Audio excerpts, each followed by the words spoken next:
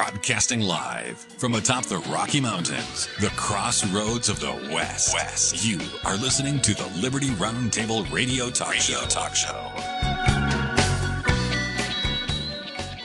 Murder medication continues. The good sheriff's got a new book coming out. The border leaks like a sieve. Public trust is melting down. Senator Rand Paul gives a warning. Shooting near White House. Federal judge apologizing to it's just Trump says 86-47 means you want to kill him. All right, happy to have you along, my fellow Americans. I'm Sam Bushman. Hard-hitting news the networks refuse to use starts now. In the House, I've got the good sheriff, CSPOA.org. Become a member of the posse today. Welcome back, Sheriff. Thank you very much, Sam. It's great to be with you this beautiful Tuesday morning. The name of your incredible book, The Democrat Murder of America. Woo, baby. Speaking of the Democrat murder of America. Yes, that's it. And the demagoguery in the first degree. That's it. You got it. And the ebook should be out this week. All right. It's written by Daniel Perkins and Sheriff Mack together. Two incredible, well-known both authors teaming up on this one because it's so critical. We're going to talk about the murder of America, though, in multiple ways. The Democrats have been backing this and promoting this. Sadly, the Republicans haven't stood tall to stop it enough, but they haven't been as bad as the Democrats. And that's really Sheriff Mack's kind of point. Yeah. But one court slams the brakes on abortion by mail. The Supreme Court halts the crackdown. So it's kind of weird. They had, Roe versus Wade overturned. Then they moved to murder medication. Some states promoted abortion. Some states stopped abortion. Then they had murder medication, or these pills, shipped across state lines, backed by the Food and Drug Administration, even on Donald's watch for more than a year, by the way. And then a few states that are in the South said, hey, man, this is a problem. We don't want this. Abortion is illegal in our state. How dare you ship murder medication across our state lines? So they sued, and then the court said, yeah, you're right, good point. And they stopped murder medication from being shipped. So one court slams the brakes on abortion by mail. But now the Supreme Court halts the crackdown. Murder by medication continues. While America stands at a tipping point, Sheriff, the fight over life, law, and federal power, it's all racing towards a defining moment. So what are they going to do? Get rid of Roe versus Wade? So doctors can't just use these other methods to murder your baby, but yet the FDA can take the place of the doctors and ship these medications, and a woman can have the murder right on her bathroom floor? I mean, what on earth is happening right now, Sheriff? Well, Sam, I don't think the medication is going to, whether they allow it or not, is not going to stop people from using it. They can go get it if they want it. And the thing of it is, they can still get abortions just about anywhere in the country. If a state outlaws abortion, completely and entirely outlaws it, there are still some doctors that are going to do it because they feel it's their moral responsibility to help women do that. It's the same as when they came up with Roe v. Wade. Abortions were happening before that in lots of clinics and secret places, and it's happening. Yeah. No doubt about it. What I'm concerned about is what's the difference between that medication and a condom, and what are we going to do to really stop abortions in this country instead of always just stirring the pot? That's all this is. They're just stirring the pot, and it's really not going to stop abortion. And the bottom line is there's all these lines. Okay, is murder medication worse than the pill? Is that worse than a condom? The problem is that you got to debate these different lines. One is preventing the sperm from eating the egg and preventing a baby from existing in the first place. It's not really abortion, but, it is birth control. And then the question becomes, when does it actually, sperm meet the egg and create a baby, and then, hey, we use medication to prevent it from connecting to the uterine wall, so it basically dies on its own and flushes out, versus when is there really a baby that's connected to that wall, and then we do something to destroy that connection and murder the baby. It's kind of like, when does life really begin? And that's the battle we're facing still, ladies and gentlemen.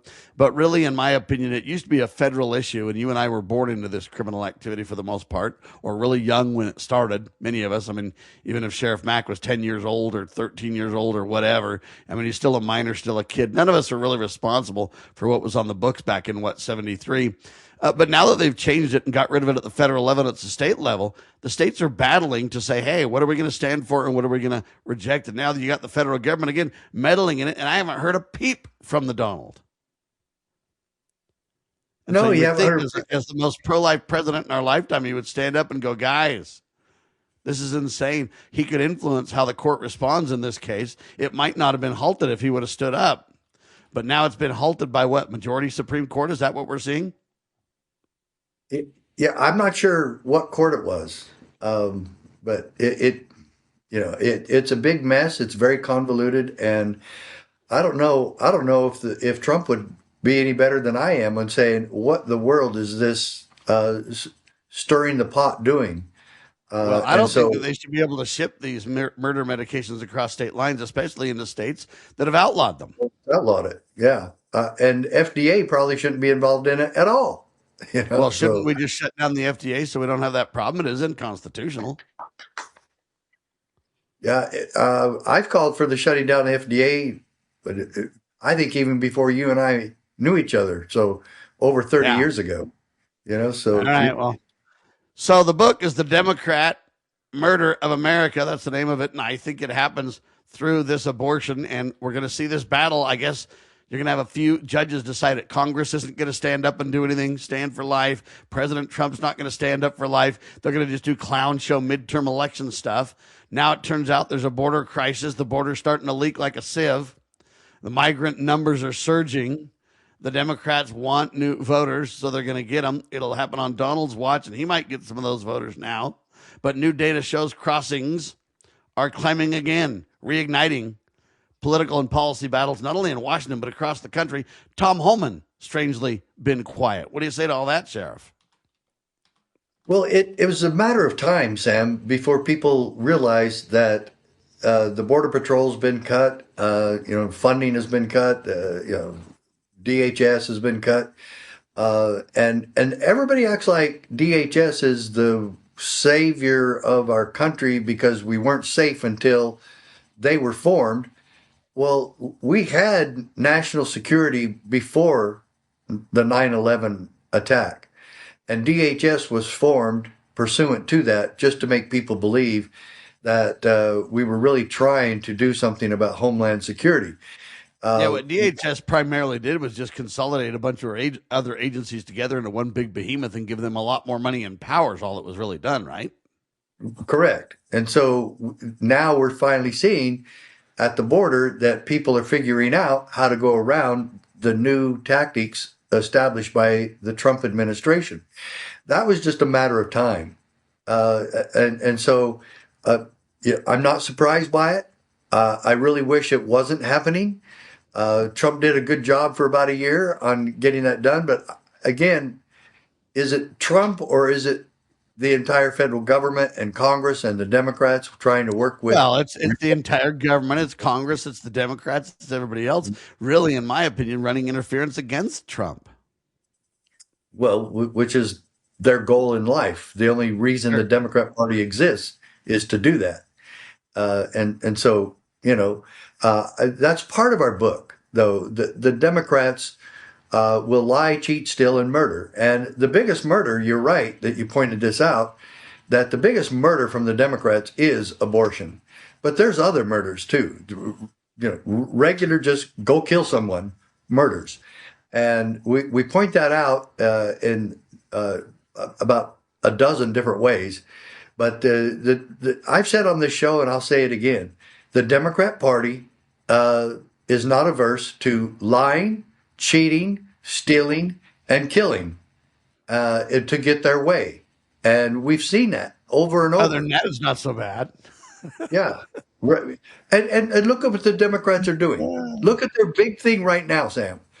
Not not requiring identification to register to vote or to actually vote. You don't have to show any identification to get registered, and you can get registered the same day of the election. So everyone visiting America from Europe or Asia or all across the world, they can actually walk into a polling place, go vote, register to vote, and leave and not have to show any identification whatsoever. Yeah. All right. Well, there you have it. I don't know how to respond on that because not only does the border leak like a sieve now, but the other problem is what about the deportations? It turns out that Donald Trump doesn't have, he talked about the biggest deportations on the planet or the nation's ever seen. Barack and Biden have deported more than Donald has. So we're not even seeing gains on that front. It seems like everything Donald promised sounded good at first and now starting to fall apart. In fact, public trusted institutions are at an all-time low. We'll come back and discuss that with a good sheriff, CSPOA.org, in seconds.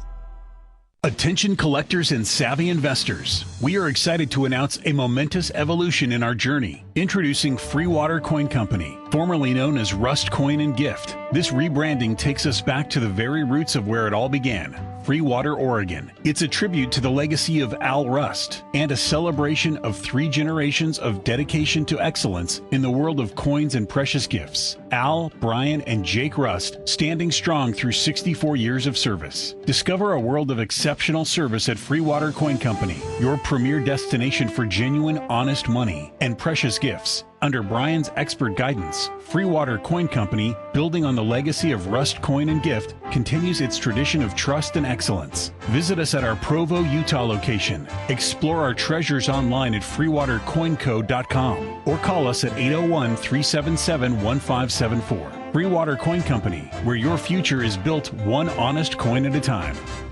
Are you watching what's happening in our country and asking, what can I do? Join the John Birch Society in Salt Lake City, June 6th, for a powerful one-day conference. The day includes a host of respected speakers, 2 meals, and meaningful connections.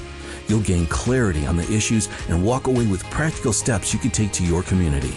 Reserve your seat today at jbs.org/SLC26. That's jbs.org/SLC26.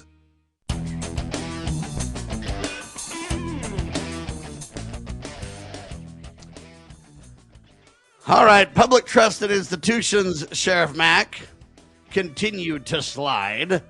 Polls show declining confidence in Donald Trump primarily, but in the government, in media, and major organizations across the board. Do you want to reply to this one? Well, yeah. Is that something new that you and I haven't talked about just about every time we have any type of conversation between us at all? No, it's not new, but it is interesting because it started to get better under President Trump for a while. People started to believe and hope, and for the first year there was a lot of stuff that was started, and we felt like, hey, if we can accelerate this, we'll be doing pretty good. And what we've seen is nothing but an absolute stall. Trump is stuck on literally every topic now. No offense, I know they want to pitch it positive, but I'm not seeing really any solid momentum at this point. Are you? Maybe a little bit with Kash Patel rearranging the FBI, but I don't know how it's rearranged. It still seems to be as abusive as always, and anytime he's even involved in anything, it turns out to be some kind of a misstep and a scandal. Yeah, I'm not trying to be rude. I'm just being honest. That's why I was saying rearranging. He was going to really come in and revamp the FBI and maybe sending 1,000 agents back into the field out of Washington, D.C. I'm not sure that really does that, but I think he's one that's trying. But it's just again stirring the pot. This is the problem. I thought he was going to get rid of the FBI or decrease it substantially or do something significant. There's not been anything significant done. No, we all recommended that he would have to completely revamp it.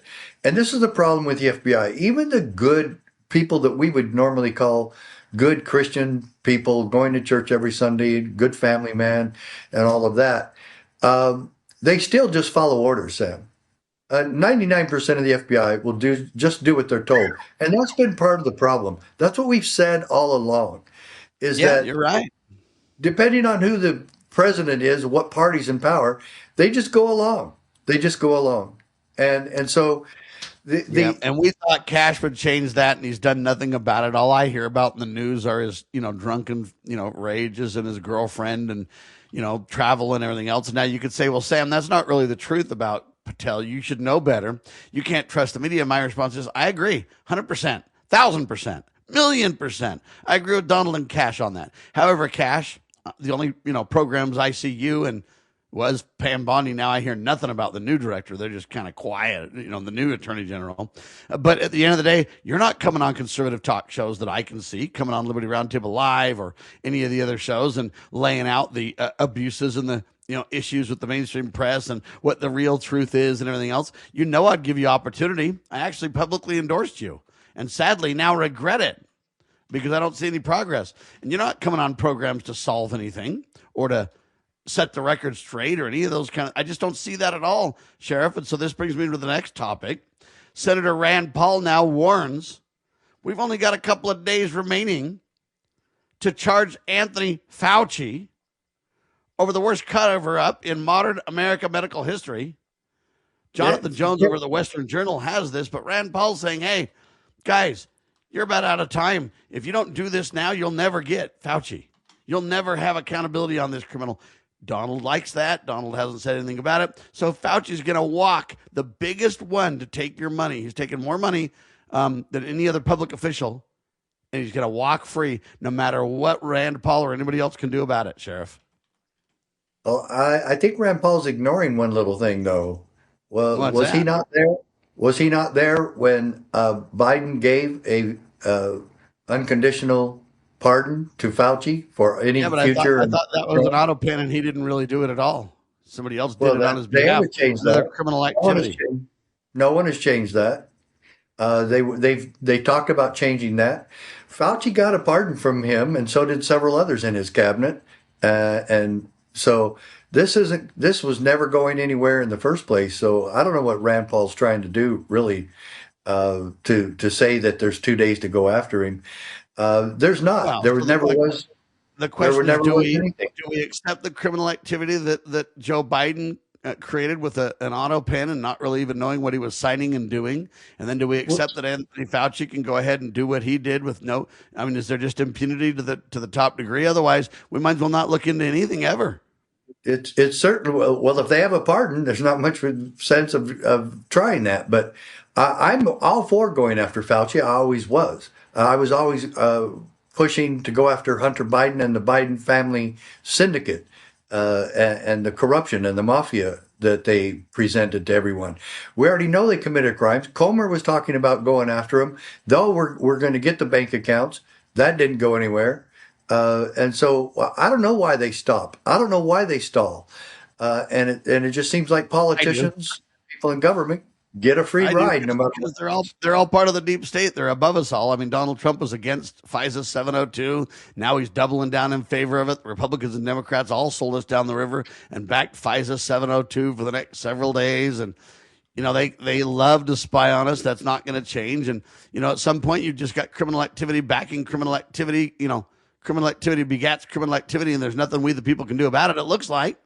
And so now you got a shooting near the White House. A man allegedly opened fire on Secret Service agents near the Washington Monument. And I guess, I don't know, they say one person was shot, and now the area remains closed. What do you think of this one? I mean, we've just got shootings all over the place now. All they're going to do is push for more gun control. Why do we have all these shootings? I mean, I compared this before. George Washington literally walked out of the White House. No problem. No harm, no foul for him. But nowadays, we've got shootings everywhere, Sheriff. Yeah. I think I have to say, Sam, that would be impossible because guns aren't allowed in Washington, D.C. So somebody's made a mistake. somebody made a mistake there. You can see how much gun control works to save us all, Sam. And so, of course, the battle cry from the Democrats, here again, is going to be more gun control, just as you alluded to. And that the only possibility, Sam, for gun control to have any effect whatsoever is to completely get rid of all guns. Not just background checks, not waiting periods, not, just AR-15s and AK-47s. All of them, Sam, that is the only solution available to them that would have any impact on crime whatsoever. You could even make guns. People can make guns at home. I can't, but I never would try to do that anyway. But they are very possible, and it's not that difficult. And so this is the problem with the stupidity of gun control, with the dangers of gun control, because no one looks at why the founding fathers put that in the Constitution in the first place. And then you have the Democrat Party, very guilty of this, ignoring the Second Amendment, violating the law, and saying we have to have gun control because the founders were stupid and didn't know what they were talking about. And we're just going to do it. We're not going to get rid of the Second Amendment because we could probably never do that. So we're just going to legislate it away in pragmatically and just do it over and over and over until we can finally reach the end of this and finally have complete gun confiscation across this country. That is what they're after, and that is the only thing that would make any difference. And the thing of that, the great damage to America and to us is that liberty will be completely destroyed or in the hands of tyrants, which is even worse. Well, and I pray that doesn't happen, but I see the writing on the wall. You have a federal judge now who apologized to this guy named Cole Allen, which is the suspect, the assassin of President Trump, who went to this gala and, went crazy with a gun. They call him the alleged would-be assassin. The judge criticized his prison treatment, including the, quote, 5-point restraints they applied to him, 24-hour lockdown, etc. So judge apologizes to suspect, compares him to the January 6th defendants, according to the Blaze. So, what do you say to this kind of thing? This guy tries to literally assassinate people. And so now we're going to apologize to him for the way he was treated and compare that to an innocent guy that did nothing, didn't even bring guns into D.C. For example, in the case of Stuart Rhodes, he didn't even bring any weapons into D.C. and he never even went into the Capitol. But yet He gets treatment for well over a year. This guy gets locked down 5 points, 24-hour whatever for a couple of days till he gets arraigned, and now we're apologizing him and comparing him to J6 people. I mean, this judge has lost his mind, Sheriff. Well, he has, Sam, but the question is to the judge, was there any indication from the suspect that he was suicidal? I saw several reports that he was on suicide watch. Then they took him off of suicide watch. And so you have to ask the judge, if someone is on suicide watch, what are the normal protocols for making sure that he doesn't commit suicide? We don't want exactly what they say they did here. These 5 points and these 24 lock, this kind of stuff. And hey, they that's what they supposedly had for good old Epstein, right? Which we're not going to talk about anymore because that's just of course we can't talk about phrase talk point, But at the same time, if he should be allowed at least 30 to 60 minutes outside rec, walking around. Even he could still be in chains, but he can walk around and get some sunshine. That still should be allowed. I don't know that wasn't, but the judges just do not know reality, and this judge really seems to be off his rocker. All I can tell you is, what kind of a message does that send in the media when you try to assassinate top-level government officials, whether it was specifically Trump or not? We don't know at this point. But you go in and do that with a gun, and then you get in jail for a couple of days, and then you get out. The judge is like, hey, man, I'm going to apologize to you, and that's national news. The judge is apologizing to this would-be assassin, Cole Allen. To me, what a message that sends. Now, if you want to say, hey, this guy deserves better treatment, the attorneys are advocating for that, oh, okay, fine. I'm not saying he doesn't get that. What I'm saying is, what kind of a message does that send when the judge they're not apologizing to me for raping my wallet over taxes, but yet we're going to have the judge apologize to this guy? Okay, Trump says 86-47. That means kill Donald Trump. We'll talk about it with Sheriff Richard Mack. God save the United States of America.